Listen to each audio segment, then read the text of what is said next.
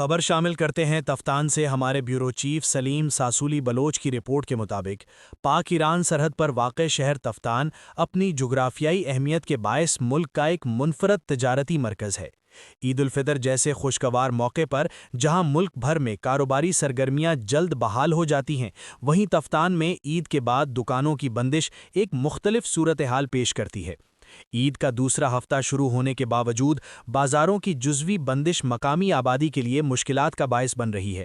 مقامی ذرائع کے مطابق تفتان کے زیادہ تر دکاندار صوبے کے دیگر شہروں سے تعلق رکھتے ہیں جو عید کے موقع پر اپنے آبائی علاقوں کا رخ کرتے ہیں۔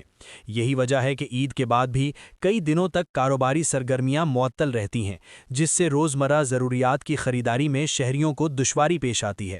تاہم اس صورتحال کو ایک مثبت زاویے سے بھی دیکھا جا سکتا ہے۔ مقامی حلقوں کا کہنا ہے کہ یہ وقت اس بات کا تقاضا کرتا ہے کہ مقامی افراد کو سرحدی تجارت اور کاروبار میں زیادہ سے زیادہ شامل ہونا چاہیے، تاکہ مقامی لوگ خود کاروبار سنبھالیں تو نہ صرف شہر میں مسلسل تجارتی سرگرمیاں جاری رہیں گی بلکہ مقامی معیشت بھی مستحکم ہوگی۔ شہریوں نے امید ظاہر کی ہے کہ مستقبل میں اس جانب توجہ دی جائے گی تاکہ تفتان جیسے اہم سرحدی شہر میں کاروباری سرگرمیاں بلا تعطل جاری رہیں اور عوام کو کسی قسم کی مشکلات کا سامنا نہ کرنا پڑے۔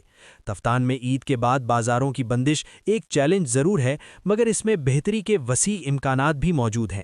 مقامی شمولیت کو فروغ دے کر اس مسئلے کو نہ صرف حل کیا جا سکتا ہے بلکہ شہر کی معاشی ترقی کی نئی راہیں بھی کھولی جا سکتی ہیں۔ تازہ ترین خبروں اور تبصروں کے لیے voice of Makran YouTube channel, Facebook page اور واٹس ایپ چینل کو فالو اور سبسکرائب کیجیے۔